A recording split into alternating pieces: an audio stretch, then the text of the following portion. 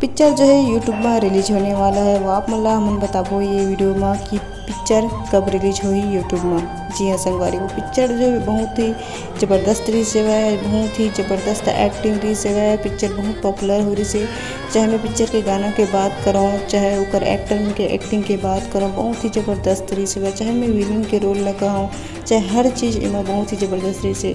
और वही काबर नहीं काबर कि ये छत्तीसगढ़ के सुपर स्टार अनुज शर्मा की फिल्म हरे, और साथ में उनका राय सिवाय लिप्सा मिश्रा। जी हाँ संगवारी हो, जी एक्टिंग ला देख के जो है बहुत ही मंत्रमुग्ध हो गई से छत्तीसगढ़ की जनता मना।